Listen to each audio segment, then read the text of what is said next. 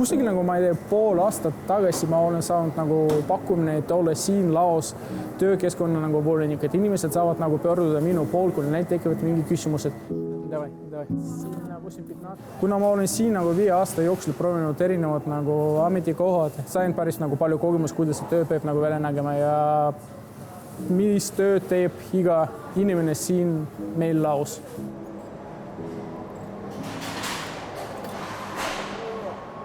Siin mina alustasin oma tööd, kui ma jõudsin nagu Coopi tööle. Et see ongi nagu minu esimene nagu osakond, kus ma olen töötanud peaaegu 2,5 aastat. Meeldis, mäletan, aga ei igatse. Et nüüd ma vahest lihtsalt nagu koolitan uus inimesi, kes tulevad siia tööle, et ma räägin neist, kuidas on vaja seda tööd teha ja mida nad peavad tegema.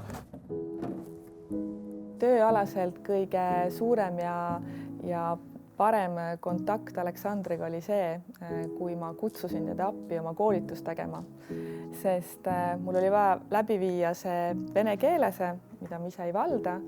Ja kui ma Aleksandrile selle idee välja käisin, siis küsimus ei olnud selles, et oi, ei tea, kas ma suudan, oskan, tahan, vaid kohe järgmisena hakkasime kokku leppima sobivat aega, päeva ja kellaaega. Meil siin nagu laos praegu asuvad 3 inimest koos minuga. See on nagu meie väike meeskond, kes tegeleb väärtviljadega. Eelmine aasta, kui me alustasime selle projektiga tegelesin ainult 1 mina. Nüüd meie meeskond on natukene rohkem, sellepärast kaubamaht on meil ka nagu suurem.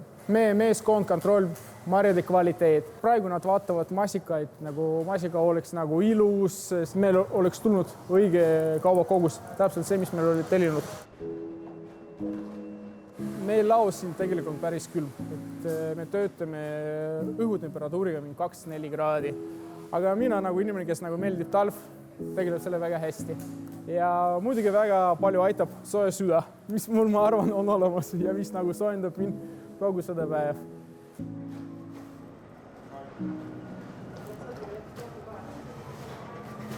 No Aleksandriga me kohtusime umbes 2 aastat tagasi, kui me käisime kontoriga juustulaos komplekteerimas ja mina olin siis õpilase rollis ja väga tore ja hea õpetaja oli ta.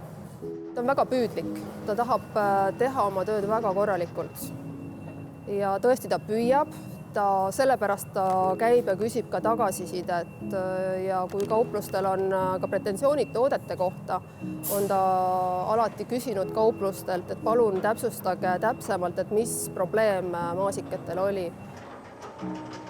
Aleksander on ka väga hea lüli laotöötajate ja personaliosakonna vahel, sest igaüks võib-olla ei tule oma muresid ja rõõme rääkima ülesse kontorisse, aga nad tunnevad ennast mugavalt, tehes seda Aleksandriga.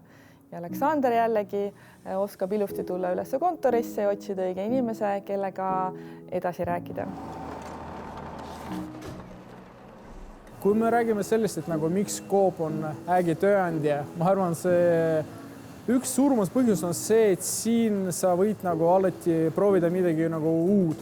Kui sul on mingi hea mõtted või ideed, sa võid alati nagu minna oma ülemuste juurde ja räägida sellest, et äkki saab mingi protsess paremaks teha. Ma arvan, ma siin nagu sain Coopis, see muutnud mind nagu julgemaks. Et Coop andis mul nagu päris palju erinevad nagu väljakutsed, millega ma sain nagu hakkama. Ja ma väga loodan ja ma üritan leida siin endale rohkem väljakutsed ja saan nendega ka hakkama.